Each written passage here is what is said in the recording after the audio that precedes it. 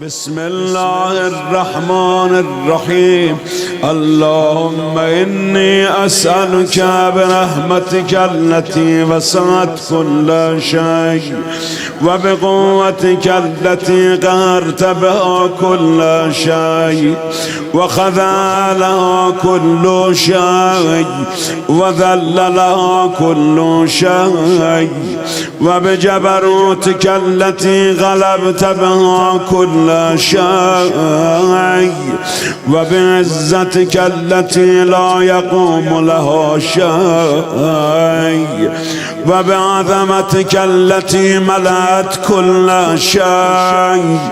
وبسلطانك الذي على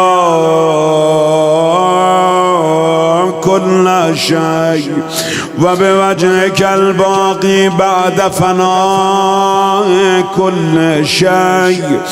وبأسمائك التي ملأت أركان كل شيء وبعلمك الذي أحاط بكل شيء وبنور وجهك الذي أضاء له كل شيء. يا نور يا قدوس يا نور همه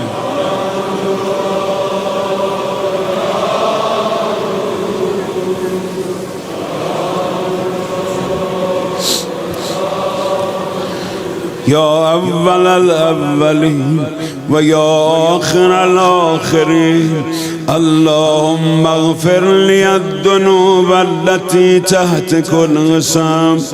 اللهم اغفر لي الذنوب التي تنزل النقام.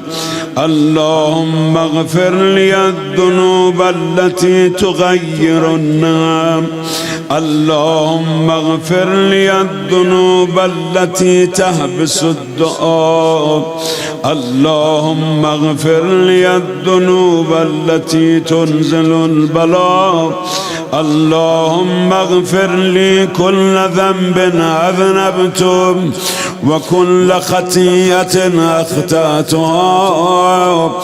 اللهم إني أتقرب إليك بذكرك وأستشفع بك إلى نفسك وأسألك بجودك أن تدنيني من قربك وأن توزعني شكرك وأن تلهمني ذكرك. اللهم إني أسألك سؤال خاضع متذلل خاشع أن تسامحني وترحمني وتجعلني بقسمك راضيا قانعا وفي جميع الأحوال متواضعا. اللهم وأسألك سؤال من اشتدت فاقته وأنزل بك عند الشدائد حاجته وعظم فيما عندك رغبته. اللهم عظم سلطانك وعلى مكانك وخفي مكرك وظهر أمرك وغلب قهرك وجرت قدرتك ولا يمكن الفرار من حكومتك. اللهم لا أجد لذنوبي غافرا ولا لقبائه ساترا ولا لشيء من عملي القبيح بالحسن مبدلا غيرك. لا إله إلا أنت سبحانك وبحمدك ظلمت نفسي ظلمت نفسي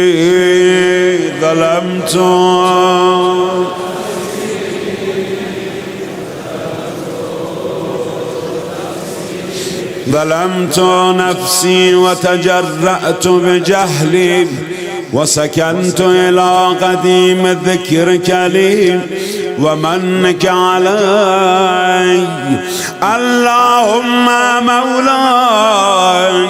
كم من قبيح سترت وكم من فاده من البلاء أغلت وكم من عثار وقيت وكم من مكروه دفعت وكم من ثناء جميل لست أهلا له نشرت.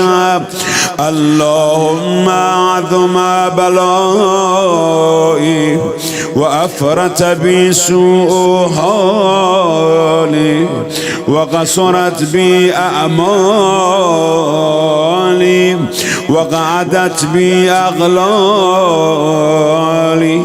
وحبسني عن نفعي بعد أملي وخدعتني الدنيا بغرورها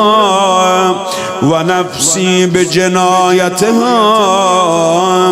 ومثالي يا سيدي. فأسألك بعزتك ألا يحجب عنك دعائي سوء عملي وفعالي ولا تفضحني بخفي ما اطلعت عليه من سري ولا تعجلني بالعقوبة على ما عملت في خلواتي من سوء فعلي وإساءتي ودوام تفريطي وجهالتي وكثرة شهواتي وغفلتي. وكن اللهم بعزتك لي في كل الأحوال رؤوفا وعلي في جميع الأمور عطوفا. إلهي وربي من لي غيرك إلهي وربي من لي غيرك إلهي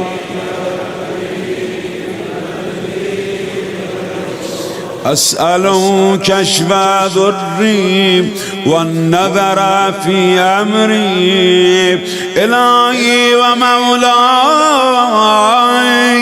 أجريت علي حكما اتبعت فيه هوى نفسي ولم أحترس فيه من تزيين عدوي فغرني بما أهوى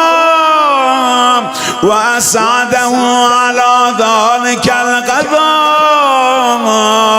فتجاوزت بما جرى علي من ذلك بعد حدودك وخالفت بعد أوامرك فلك الحمد علي في جميع ذلك ولا حجة لي فيما جرى علي فيه قضاك وألزمني حكمك وبلاك. وقد أتيتك يا إلهي بعد تقصيري وإسرافي على نفسي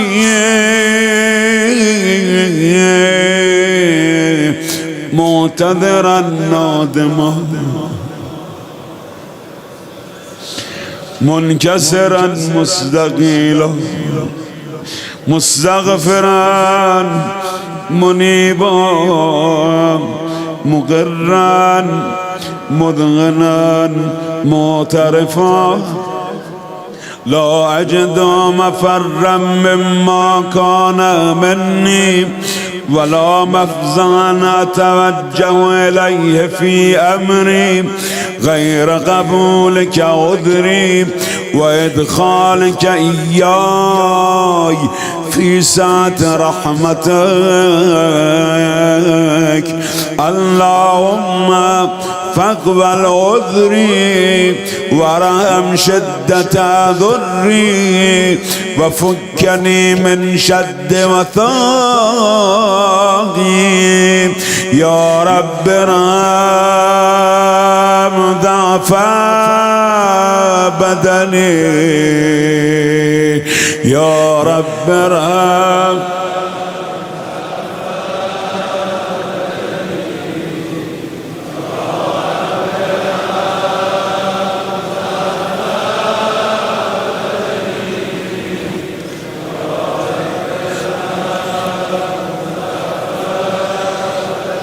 يا رب ارحم ضعف بدني ورقة جلدي ودقة عظمي يا من بدا خلقي وذكري وتربيتي وبري وتغذيتي هبني لابتداء كرمك وصالف برك بي يا إلهي وسيدي وربي أتراك معذبي بنارك بعد توحيدك وبعد ما انتبه عليه قلبي من معرفتك ولهج به لساني من ذكرك واعتقده ضميري من حبك وبعد صدق اعترافي ودعائي خاضعا لربوبيتك هيهات أنت أكرم من أن تضيع من ربيت أو تبعد من أذنيت أو تشرد من آويت أو تسلم إلى البلاء من كفيته ورحمت وليت شعري يا سيدي وإلهي ومولاي أتسلط النار على وجوه خرت لعظمتك ساجدة وعلى ألسن نطقت بتوحيدك صادقة وبشكرك مادحة وعلى قلوب اغترفت بإلهيتك محققة وعلى ضمائر هبت من العلم بك حتى صارت خاشعة وعلى جوارها سعت إلى أوطان تعبدك طائعة وأشارت باستغفارك مذعنة ما هكذا الظن بك ولا أخبرنا بفضلك عنك يا كريم يا رب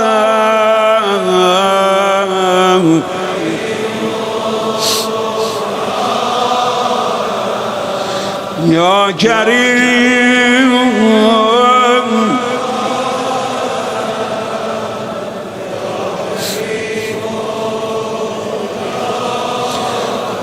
يا رب وأنت تعلم ضعفي عن قليل من بلاء الدنيا وعقوباتها وما يجري فيها من المكاره على أهلها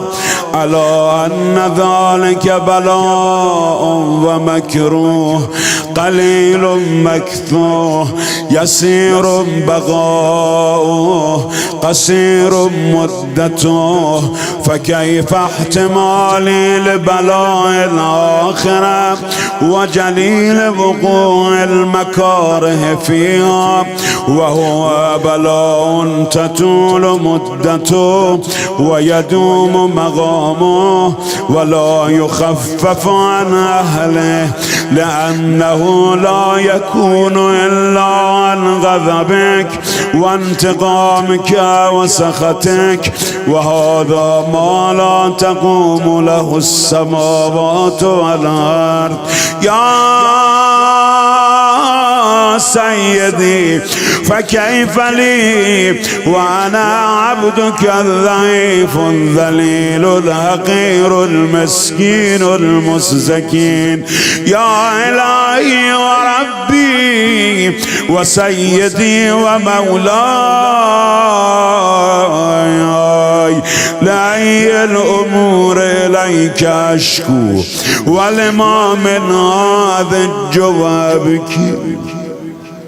لعليم العذاب وشدته أمل طول البلاء ومدته فلئن سيرتني للعقوبات مع أعدائك وجمعت بيني وبين أهل بلائك وفرقت بيني وبين أحبائك وأوليائك فابني يا إلهي وسيدي ومولاي وربي. صبرت على عذابك فكيف أصبر على فراقك وهبني. صبرت على هر نارك فكيف أصبر عن النظر إلى كرامتك أم كيف أسكن في النار ورجائي عفوك. فبعزتك يا سيدي ومولاي أقسم صادقا لئن تركتني ناطقا لأذجن إليك بين أهلها ضجيج العاملين ولا صرخن إليك صراخ المستزرخين ولا أبكين عليك بكاء الفاقدين ولا أنادينك أين كنت يا ولي المؤمنين. يا غاية آمال العارفين يا غياث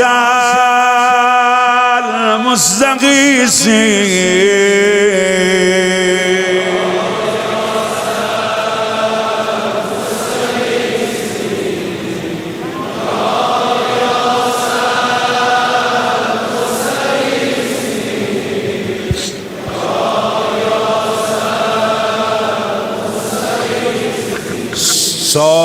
ساعت شهادت شب جمعه ساعت شهید سلیمانی معمولا این لحظه همه جا یادش میکنن. دشمن میخواست خاموش کنه او نورانی تر شد. علمدار حضرت ولی قاسم سلیمانی علمدار حضرت ولی سراپایت نور منجلی نگاهت شمشیر صیقلی ای الگوی شیعه علی رمز انتقام ذکر یا علی ناصر الحسین قاسم سلیمانی ناصر الحسین. این دست بیاد بالا. تو تصویر دین و غیرتی قاسم سلیمان تو مجموع عشق و عزتی تو شاگرد خوب نهضتی تو با خونت رمز وحدتی جان ملت و روح امتی جان ملت و روح امتی ناصر الحسین قاسم سلیمان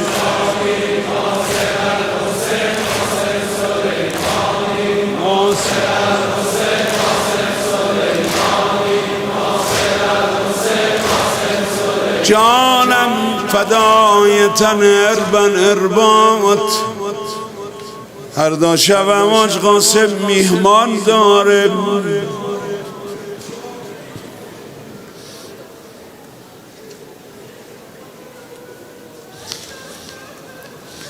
آرو به شهدامون ملحق بفرما.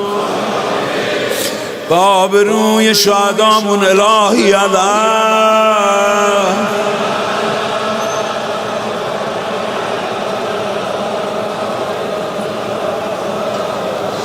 یا غیاث المستغیثین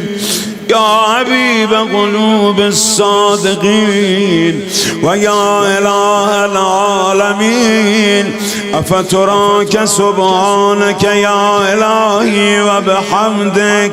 تسمع فیها صوت عبد مسلم سجن فیها بمخالفته و ذاق طعم عذابها بمعصیته و حبس بین اتباعها بجرمه و جریرته و هو یضج الیک ضجیج مؤمل لرحمتک و ینادیک بلسان اهل توحیدک و یتوسل الیک بربوبیتک یا مولاي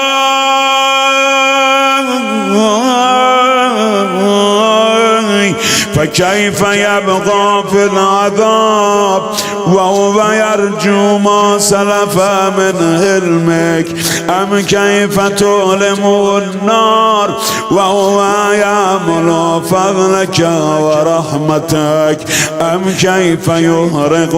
لهيبها وأنت تسمع صوته وترى مكانه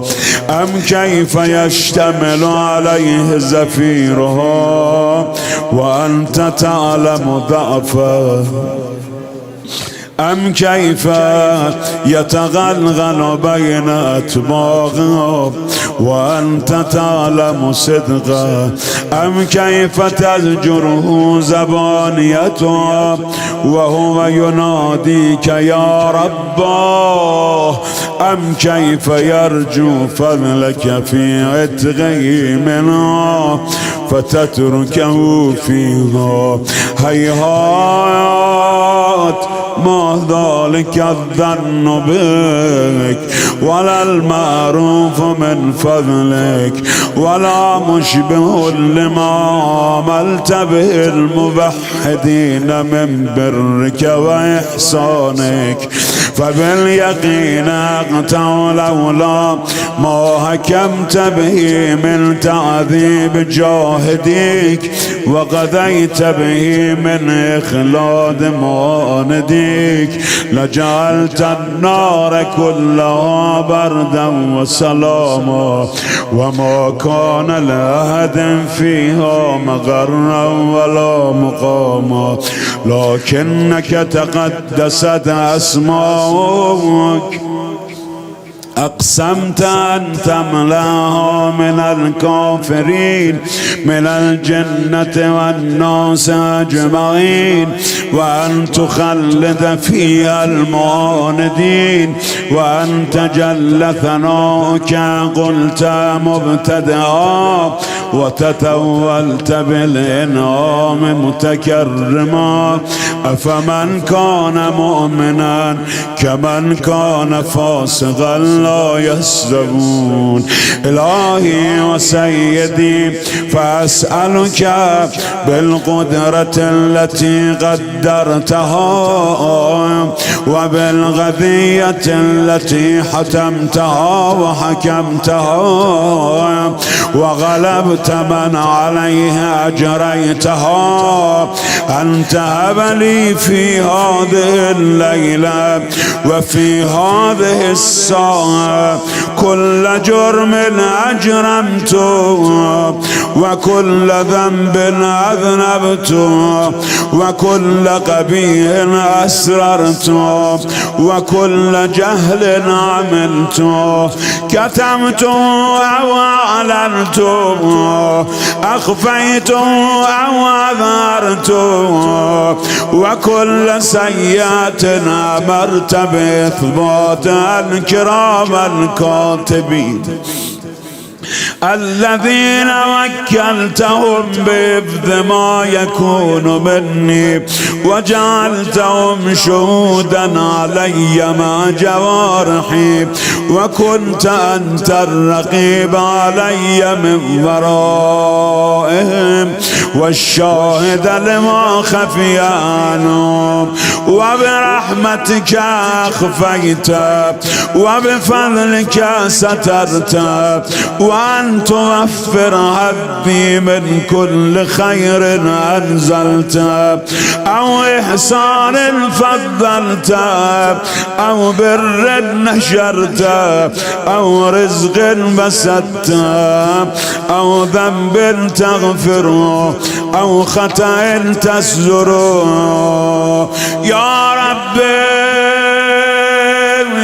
يا ربي يا رب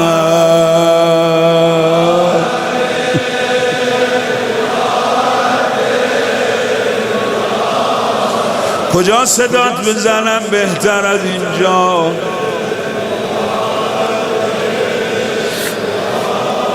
جانم دلم کربلا میخواد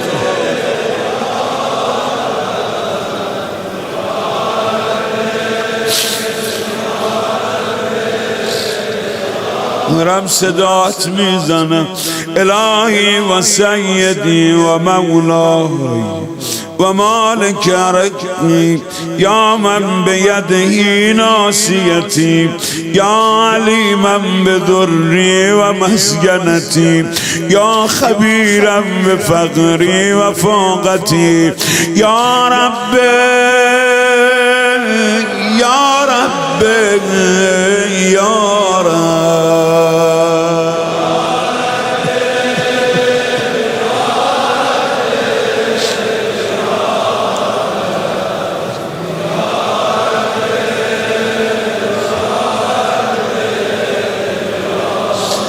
أسألك بعقلك وقدسك وأعظم صفاتك وأسمائك أن تجعل أوقاتي من الليل والنهار بذكرك معمورة وبخدمتك موصولة وأعمالي عندك مقبولة حتى تكون أعمالي وأورادي كلها بردا واحدا وحالي في خدمتك سرمدا يا سيدي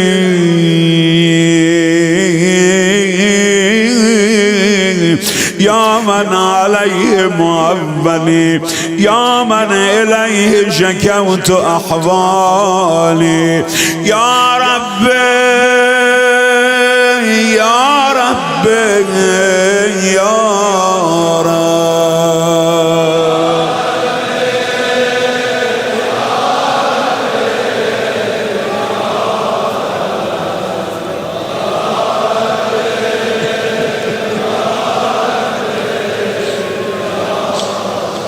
رب على خدمتك جوارحي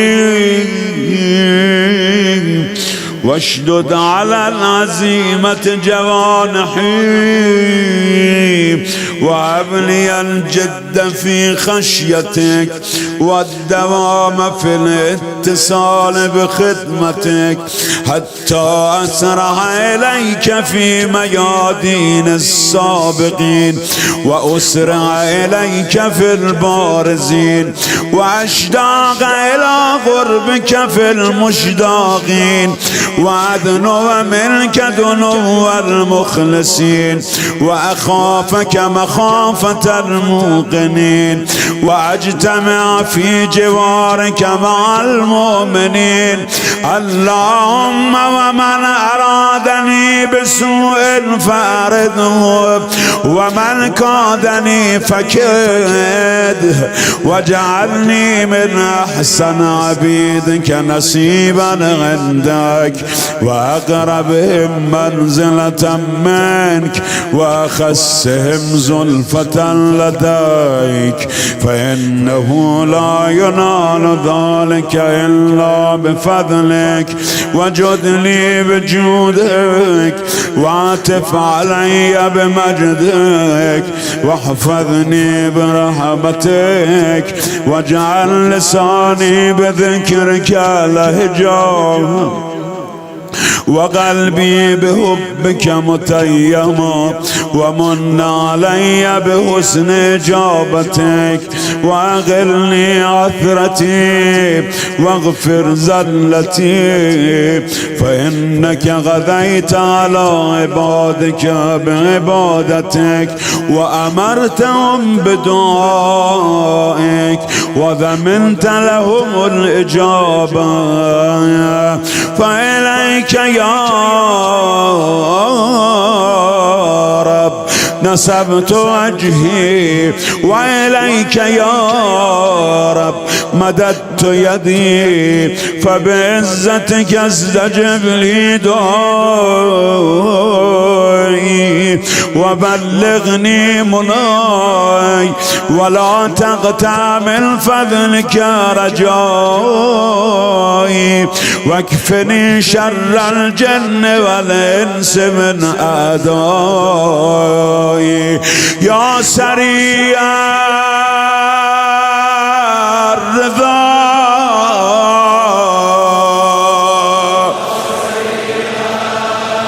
ای جانم بحق امام رضا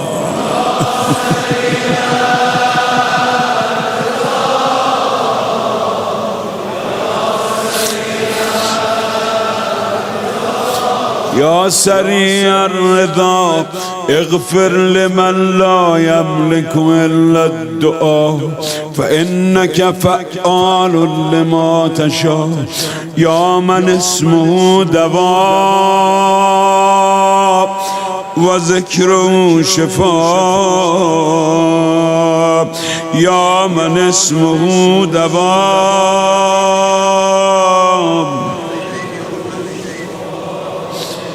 وطاعته غنى ارحم من رأس ماله الرجاء وسلاه البكاء يا سابق النعم يا دافع النقم يا نور المزدوجين في الظلام يا عالم لا يعلم صل على محمد وآل محمد وافعل بما أنت أهله وصلى الله على رسوله والأئمة الميامين من آله وسلم تسليما كثيرا.